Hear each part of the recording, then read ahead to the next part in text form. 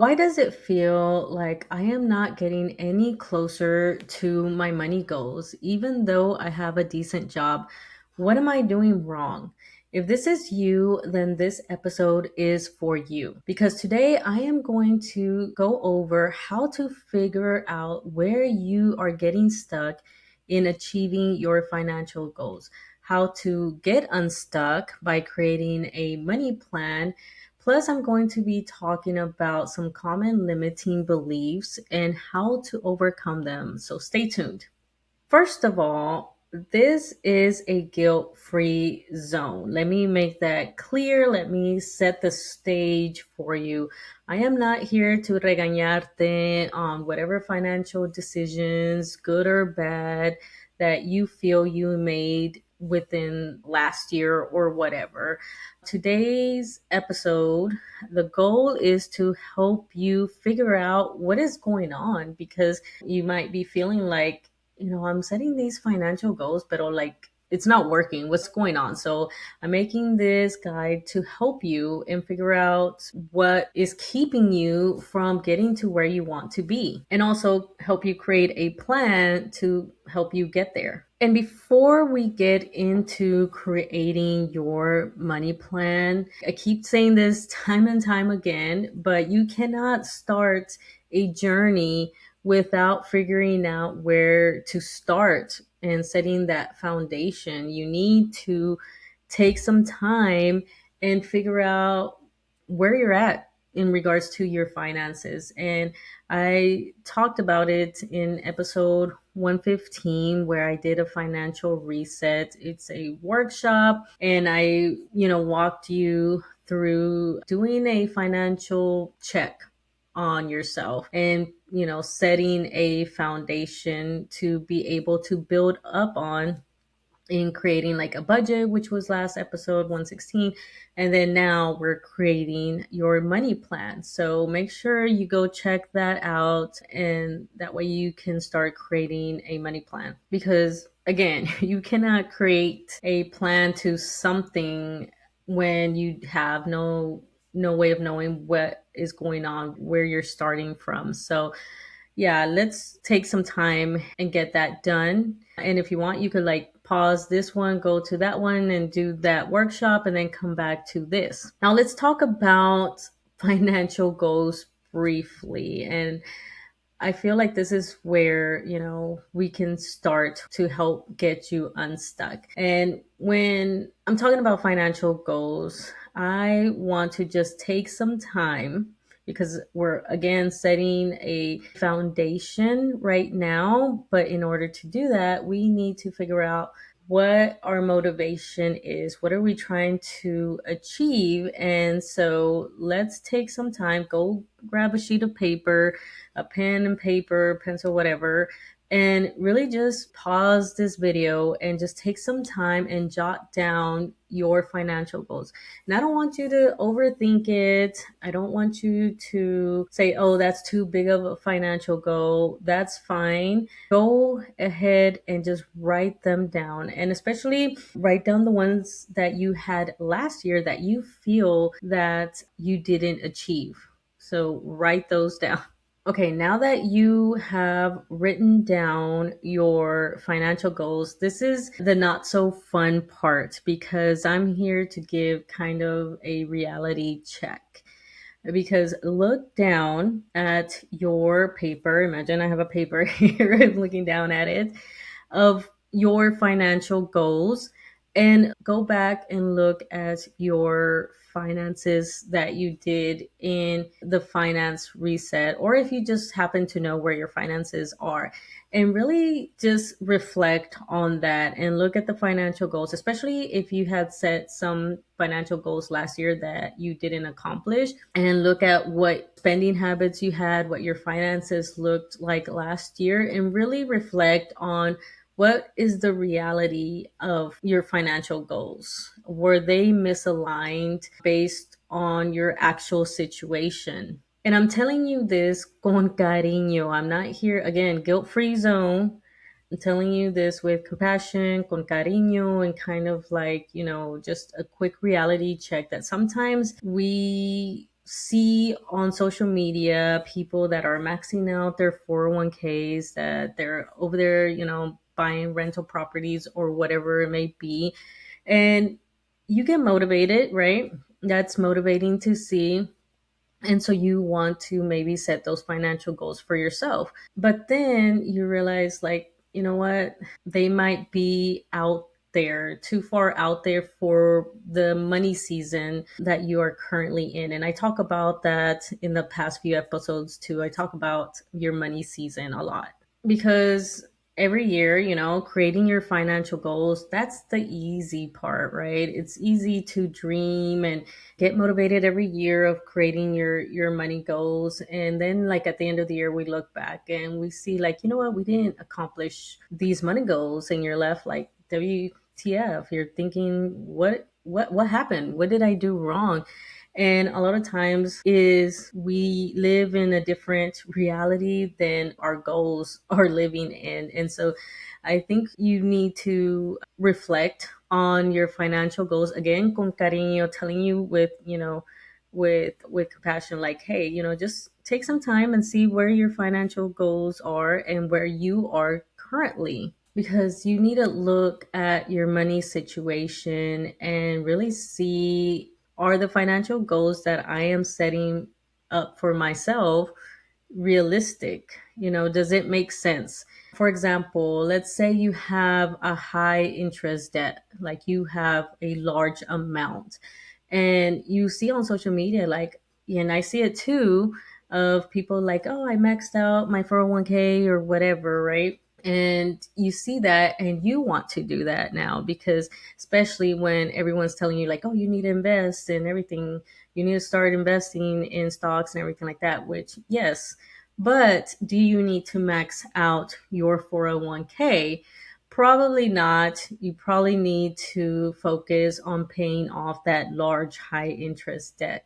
So your financial goal, instead of being unrealistic of maxing out your 401k, can be a little bit more realistic of paying off that debt. And here's the thing, I am not saying to not have these financial goals. Definitely have them. Of course, you want to max out your 401k or save up for your first house or whatever it may be, but that can be more in the future. You want to set up your financial goals for the distant future, but also you want to have some goals for now, whatever your money season is, which in this case would be paying off that debt and stabilizing yourself. And I'll give you another example on what I mean of setting your realistic financial goals for your season. So I bought some land and I plan to homestead. I want to be able to grow 70 to 80% of the food that my family needs, right? So that means growing my own vegetables, eggs with the chickens, and even the meat that we consume, right? But I cannot go out there and buy multiple cows and 100 meat chickens and, start planting a whole orchard or a whole bunch of vegetables, because that's not the season that I am currently in. My season right now is the startup season where I'm learning the land. The land has its own unique things. I'm learning where the sun hits for most of the day, right? Because that's important for the vegetables to grow, right? They need sunlight. So I can't just like start planting anywhere I want, because, they just might not thrive. I can't just start planting whatever, because I need to figure out, first of all, what vegetables I want to plant and eat and what works with what, right? I can't probably, and, I don't know too much yet, but maybe I can't plant a potato next to a tomato. I don't know. Those are things that you need to figure out. Well, I need to figure out, right? Because I am in that startup season. So if I was to go do all that, then I would be setting myself up for so much stress, a lot of failures. My plants would be dying. Who knows what would happen with the chickens?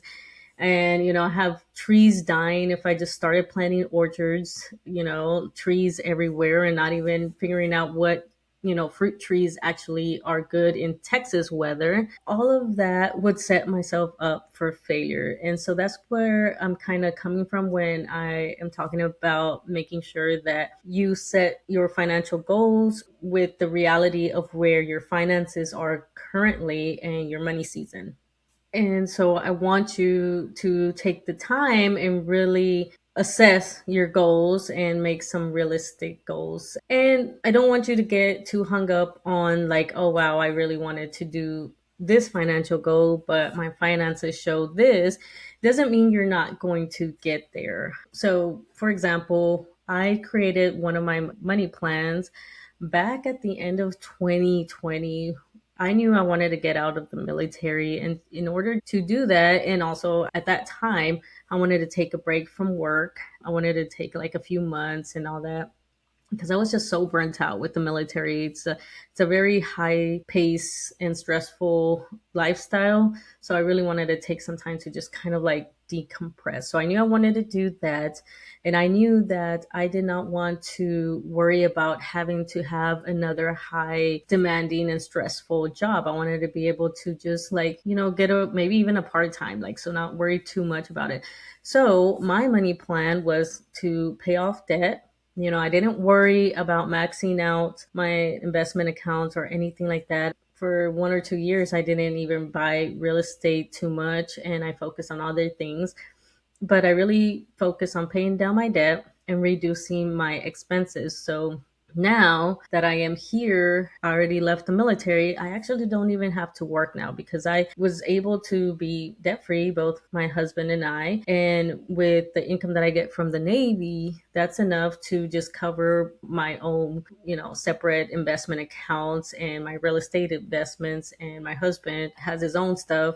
And so now the goal has switched, and my money plan now is to focus on scaling with real estate and, of course, this podcast, focusing on really making it a more legit business and growing and helping others and all that, with the goal also to retire my husband. So now we both can just be just chilling in the backyard.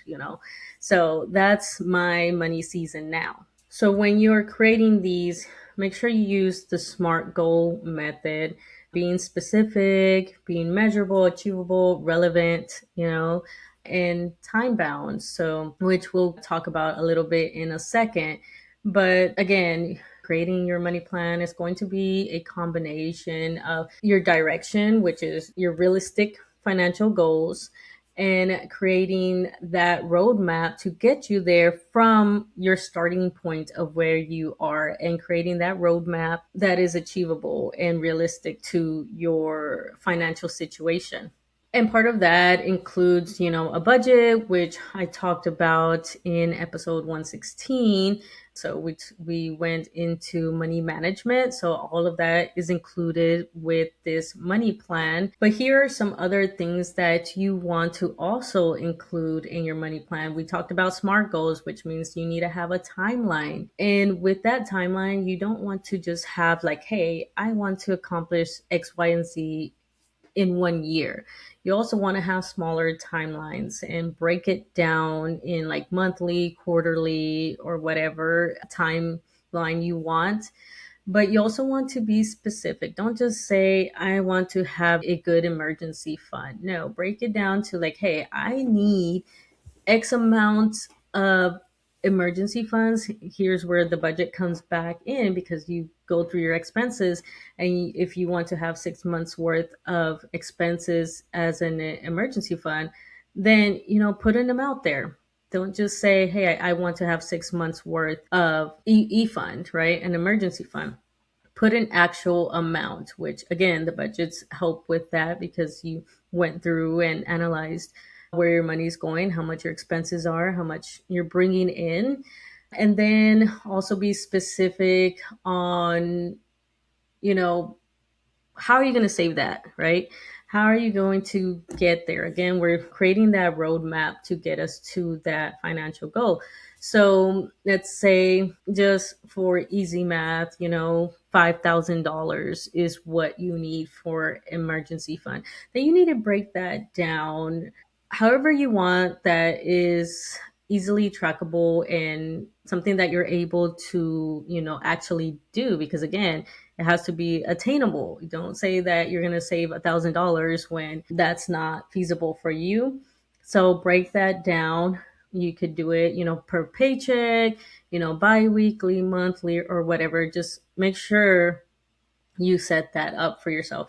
And the easy way is to set up systems for that. So create automations for yourself, but make sure do not overdraft. Don't set yourself up for failure. If that's the case where your income changes per month or per paycheck, then maybe just set up a notification, calendar, reminder, whatever to tell you, hey, go send money to the savings or whatever. So set up whatever system works for you, and then also create milestones. I think one of the biggest things as a first gen, as a Latina, like one of the biggest things is that I never took time to appreciate the milestones and celebrate them to keep me motivated. I just was like, I would accomplish something and then just keep it moving, right? Make sure you do some milestones. One, to make sure that you're on track, but two, to also just give yourself a pat on the back and motivate yourself, because that's going to keep you going to see that, you know what, you're doing stuff. Because it's easy to see, okay, $5,000 and you are like at 1,000 and you're like, and I'm never going to get there. But celebrate that first $1,000. That's an achievement. It's, in itself. Celebrate that, and then figure out, hey, what did you do well? What didn't you do well? Set up money dates with yourself, whether that's weekly, monthly. Again, you don't have to do a detailed review every single day or weekly or whatever. Do something that works for you, but you do at some point need to do a kind of deeper review, at least monthly. So that way you're keeping track and making sure that you are still heading towards your financial goal. And if not, you have enough time to make adjustments. And the last thing I want to talk about is the mindset blocks that keep you stuck. Because a lot of times, of course, I talked about living in reality with your financial goals in your money season, but also a lot of times you might set up a financial goal. Let's say, go back to the example of $5,000, and when you broke it down, you realized that you needed what, $400, right? You need $400 to reach close to 5,000, right? I think it's a little bit over 400 for like math off the top of my head. But you realize that you can only save $100. You can only save $100. So then you give up and you're like, you know what, whatever, I'm just going to give up on that goal.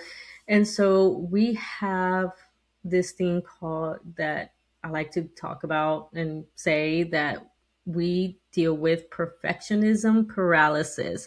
You probably heard of analysis paralysis. If you hear my like real estate podcast, Real Estate Jefas, I talk about analysis paralysis. But we also, in the first gen, in the Latina community, we deal with perfectionism paralysis sometimes. And that can happen when we feel like, you know what, if it's not exactly those $400 that I need to get whatever X amount of money, then there's no point. Then I'm just not going to do it because it's not, I'm not going to accomplish that goal. And so that has happened with me sometimes with some money goals. And the other thing is we deal with financial anxiety, and which comes with financial avoidance. And let me tell you that you need to include that in this money plan, because a lot of times we like to think that a money plan is just finances, but you also need to include overcoming those mindset blocks.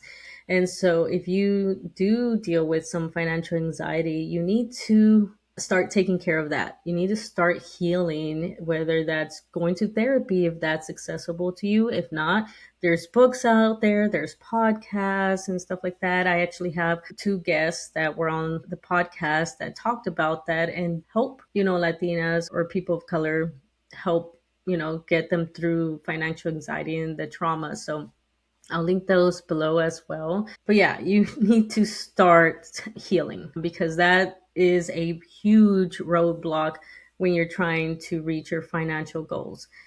And the last thing is understanding your learned money beliefs that you grew up with. And I already mentioned one about the budget, but the other one I would say for me, as an example, is that I was taught that debt is bad. You want to avoid debt at all costs.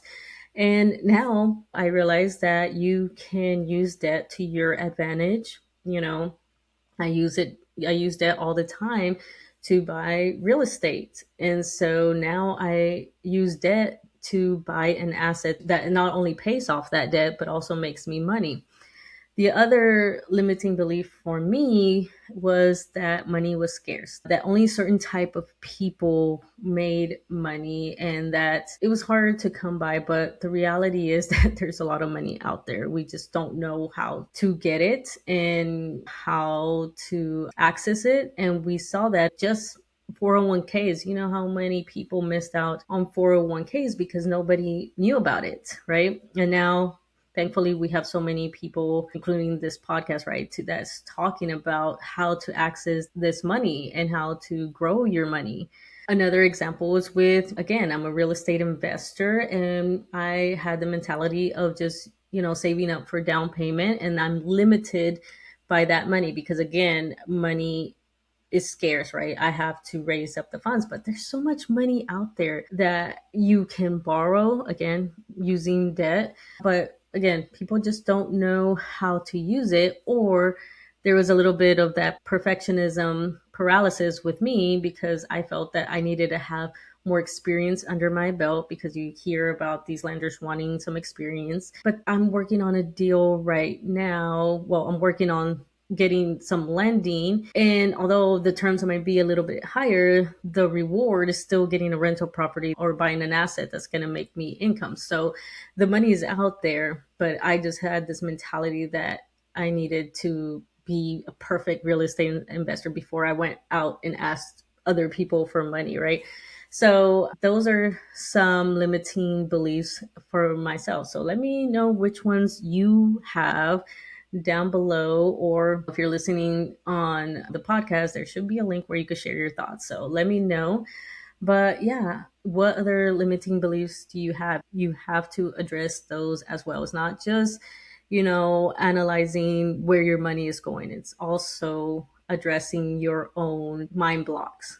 And again, your money plan is going to be your unique roadmap to your unique financial goals. One thing, if you get anything out of this, is yeah, make sure that your plan is realistic to your current finances and that is what you want and what you're trying to accomplish. A lot of times we try to kind of like, it's great advice, is great motivation to see somebody else, maxing out their 401k or buying rental property or whatever. But again, your journeys yourself doesn't mean that you can't ever reach those types of financial goals or that you can have those financial goals.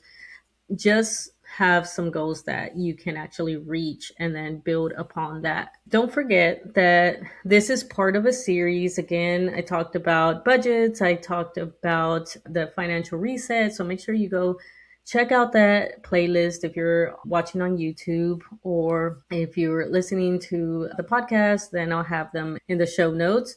Other than that, I will see you in the next one. Bye.